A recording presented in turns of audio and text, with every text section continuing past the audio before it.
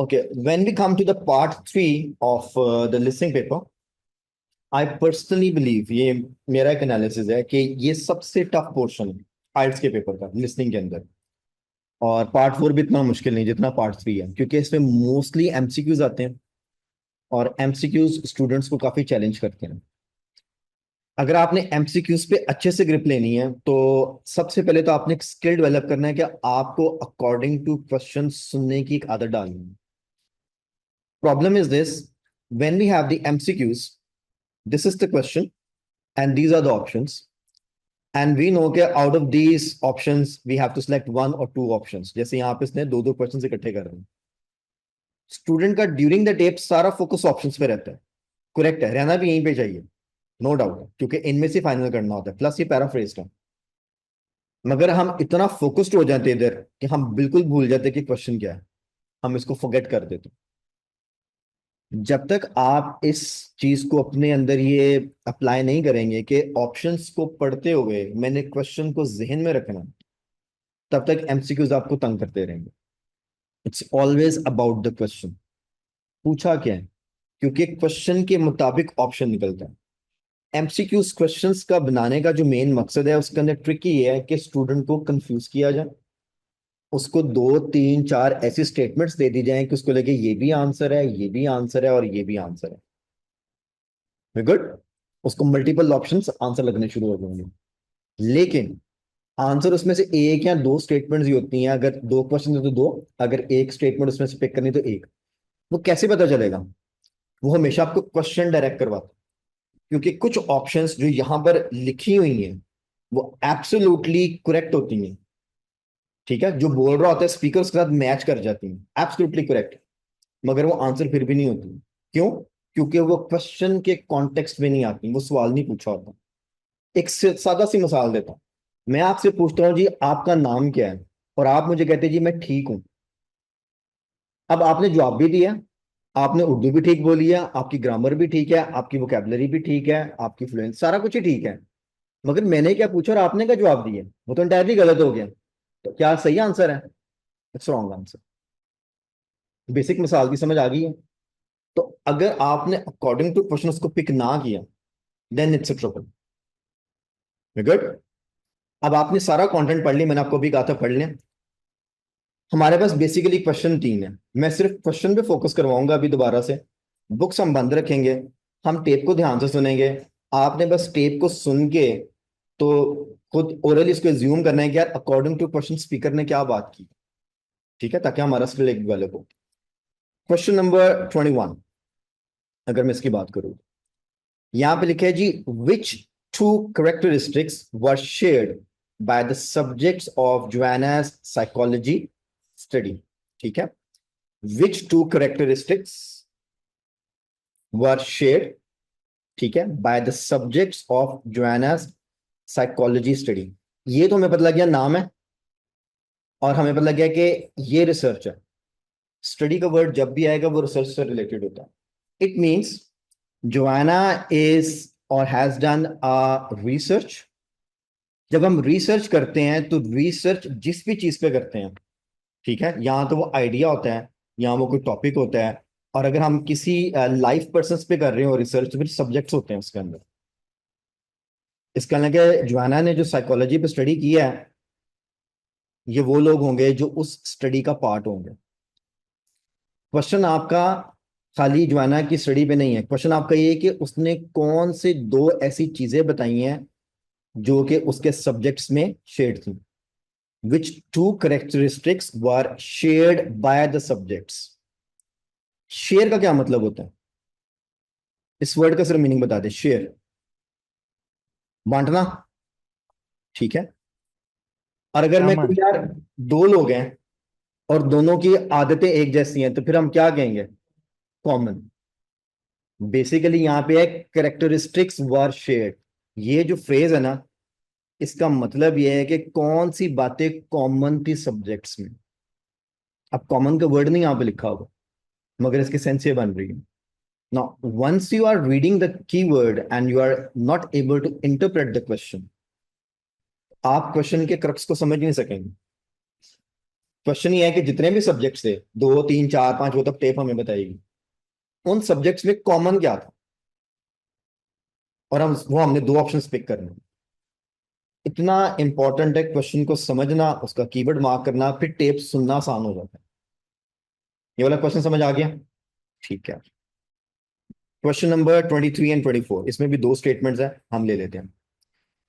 यहां पे लिखा है जी, विच 2 पॉइंट्स डज जोआना मेक, किसके बारे में, about her use of telephone interviews.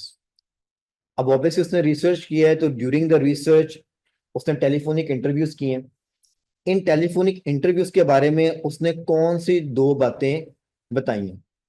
अब ये 2 पॉइंट्स, यहाँ पे सेंस कुछ भी हो सकती है, 2 खास बातें, 2 आम बातें, 2 एडवांटेजेस, 2 डिसएडवांटेजेस। तो जैसे नीचे ऑप्शंस होंगे वो कोई से भी 2 पॉइंट हो सकते हैं, क्योंकि यहाँ पर उन्होंने हाईलाइट नहीं किया वो कौन से 2 पॉइंट्स पे बात कर रहा है। यहाँ तो वो क्वेश्चन में हाईलाइट करता है जी, टेलीफोनिक इंटरव्यू के एडवांटेजेस क्या बताए हैं उसने, डिसएडवांटेजेस क्या बताए हैं, या मेन पॉइंट्स क्या बताए हैं। सो इट मींस अब हम जब इसकी टेप को सुनेंगे तो we will be listening all these things. And finally we have, which 2 topics did Joanna originally intended to investigate in her research? ये ओरिजिनली का वर्ड हमने कुछ दिन पहले भी किसी टेप में किया था, शायद रीडिंग में किया था। ओरिजिनल वर्ड का लिटरल मीनिंग क्या है? असल, उस दिन में हमने ऐसी बात की थी, ऐसे ही है। इस स्टेटमेंट में ओरिजिनली वर्ड कैसे फिट किया हुआ है, क्या मतलब है इसका? अभी आपने बोला था यहां पर ओरिजिनली वर्ड का जो मीनिंग है वो इनिशियल से है, फर्स्ट से है। कि जब उसने रिसर्च स्टार्ट की थी तो बेसिकली उसके रिसर्च का टॉपिक क्या था, या उसके रिसर्च का मेन इनिशिएशन क्या था, पॉइंट ऑफ व्यू क्या था। ठीक है। Which 2 topics did Joanna originally intended to investigate. तो जब रिसर्च स्टार्ट हुई तो शुरू में कौन से 2 टॉपिक्स थे जिससे उसने रिसर्च पे काम करना शुरू किया। इसका ना कि ड्यूरिंग रिसर्च हो सकता है टॉपिक चेंज हो गया, यहाँ आपका फोकस चेंज हो गया कि अच्छा ये नहीं, ये चीज रिसर्च कर लेते। Making sense? ठीक हो गया। तीनों क्वेश्चन को सम अप कर लेते हैं। पहले 2 में कॉमन कैरेक्टरिस्टिक्स ऑफ सब्जेक्ट्स, उसके बाद अगले 2 क्वेश्चंस में टेलीफोन इंटरव्यूज के बारे में जो बात हुई है, और आखिर 2 क्वेश्चंस के अंदर ओरिजिनल टॉपिक्स कौन से थे। गुड। इसको मैं कर दूंगा हाइड, और हम सिर्फ टेप को सुनेंगे, फोकस्ड हो गया। तीनों क्वेश्चंस आपके पास हैं और आपने बस टेप को सुनना है। एक तो हमारा लिसनिंग स्किल डेवलप होगा, और दूसरा ये आपका फोकस कंटेंट करेगा कि अकॉर्डिंग टू क्वेश्चन कैसे सुने। ठीक है जी, प्रैक्टिस समझ आ गई, क्या करने लगे? Okay, I am gonna roll the tape now. So it's worth climbing. Hi, Joanne. Hi. ठीक है, ध्यान से सुनना है प्लीज।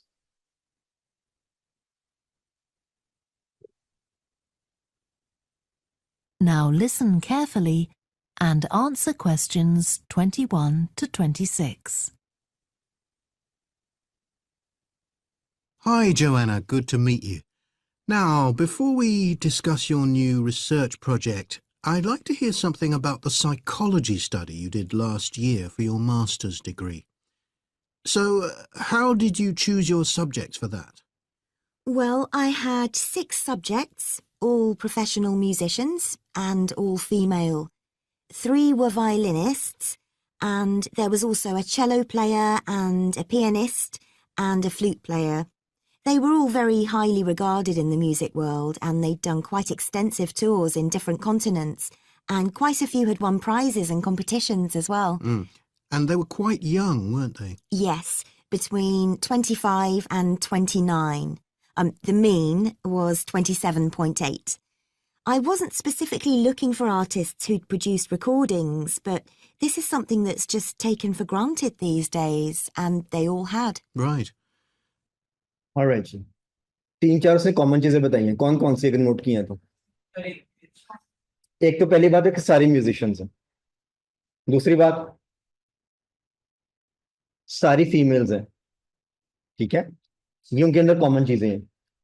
एज उनकी कॉमन है, सारे ही 27 से 29 के अंदर है। गुड। हाँ, कुछ उसमें से वायलिनिस्ट हैं, कुछ पियानिस्ट हैं, कुछ चेलो प्लेयर, इसका मतलब कि ये कॉमन नहीं है। जो इंस्ट्रूमेंट्स वो बजाते हैं those instruments are not common. ठीक है, तो क्वेश्चन किस पे चीज पे था? कॉमन पे था। इसके अलावा और क्या कॉमन था? एक चीज उन्होंने और बताई थी, टूर। उन सब ने इंटरनेशनल टूर्स किए हैं। ये चार चीजें कॉमन है। अब आपके पास ऑप्शंस दो हैं जो आपने सेलेक्ट करनी है, तो ये चारों वहां पे लिखी नहीं होंगी, इनमें से कोई दो वहां पे लिखी होंगी जो आपने पिक करनी है। अब आप देखिए, सिर्फ और सिर्फ हमने इसको अकॉर्डिंग टू क्वेश्चन सुना है। जब हम एमसीक्यूज को सामने रख लेते हैं ना, तो फोकस डेफिनेटली एमसीक्यूज के स्टेटमेंट्स पे होता है। मगर अगर आपको एमसीक्यूज तंग कर रहे हैं ना, सबसे पहले ये वाली प्रैक्टिस आपने करनी है। एमसीक्यूज पढ़ा करें, क्वेश्चंस को फोकस करें, बुक को कर दे बंद। उसके बाद टेप को प्ले करें और क्वेश्चन को फोकस करें, क्वेश्चन के मुताबिक क्या बात की है स्पीकर ने। अब यहां पे आप दो स्किल डेवलप कर रहे हैं। स्किल नंबर 1, इसको हम स्किल सेट कह लेते हैं। आपका जो स्किल नंबर 1 इसमें डेवलप होगा, दैट इज आपका लिसनिंग स्किल जो है ना स्ट्रांग हो रहा है। ठीक है, आपको फोकस्ड लिसनिंग करनी आ जाएगी। ये पिन पॉइंट कैसे करते हैं, चीजों को सुनना कैसे, आप स्पीकर को फॉलो कर रहे हैं। ठीक है, दूसरी चीज जो आपका जो स्किल्स का इसके अंदर डेवलप होगा, वो बेसिकली ये है कि अकॉर्डिंग टू क्वेश्चन कैसे सुनना है।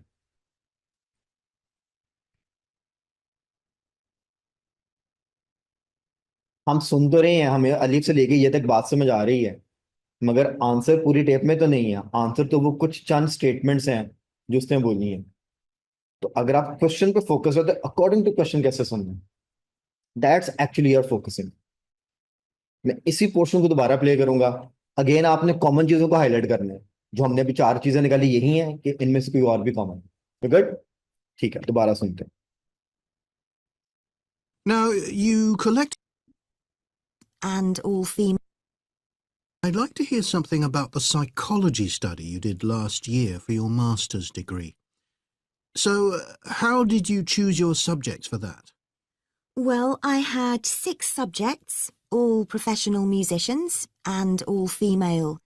3 were violinists, and there was also a cello player and a pianist and a flute player. They were all very highly regarded in the music world, and they'd done quite extensive tours in different continents, and quite a few had won prizes and competitions as well. And they were quite young, weren't they? Yes, between 25 and 29. The mean was 27.8. I wasn't specifically looking for artists who'd produced recordings, but this is something that's just taken for granted these days, and they all had. Right.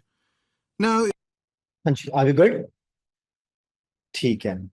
अब जरा book open करें और पहले दो questions के देखिए, answer mark कर सकते हैं आप।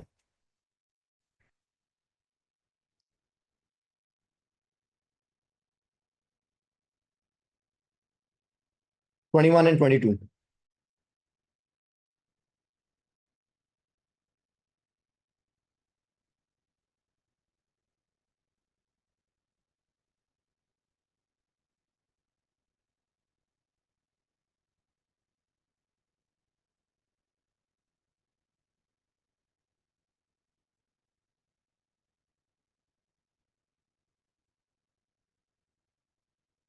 हाँ जी, बुलेट्स देख लेते हैं यहाँ पे, हमने भी नोट किए थे।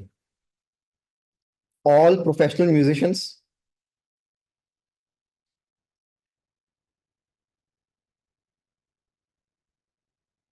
उसके बाद कहा था all females, all had international tours,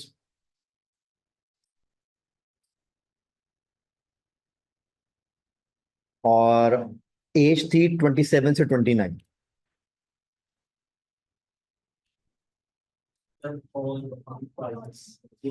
all, some of them win prizes, इसने कहा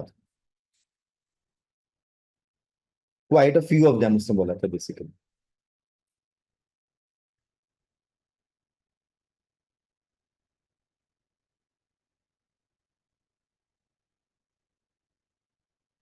ZES प्राइजेस। अगर quite a few of them won prizes, तो फिर ऑप्शन ए तो नहीं आ सकता। इसको हम कट कर देते हैं।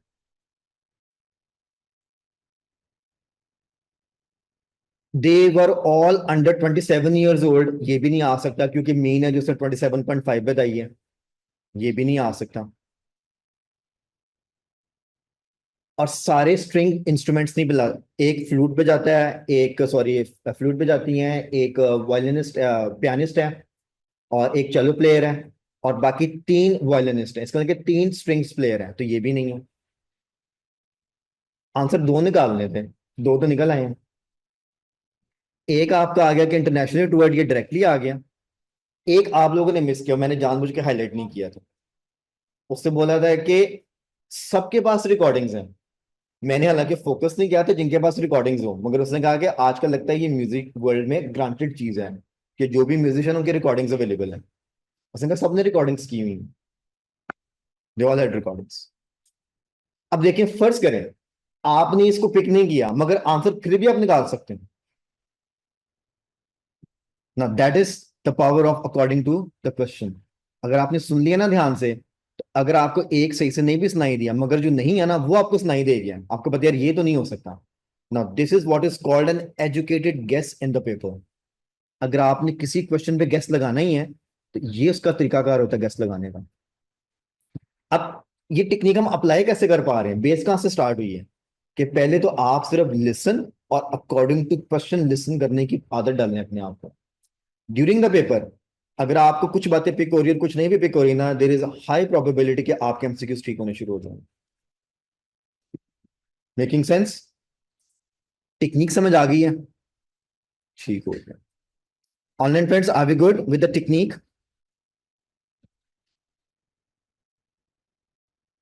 ऑनलाइन फ्रेंड्स कोई क्वेश्चन है तो बताएं। If you are good with the technique then just give me okay, alright, ठीक हो गया, गुड।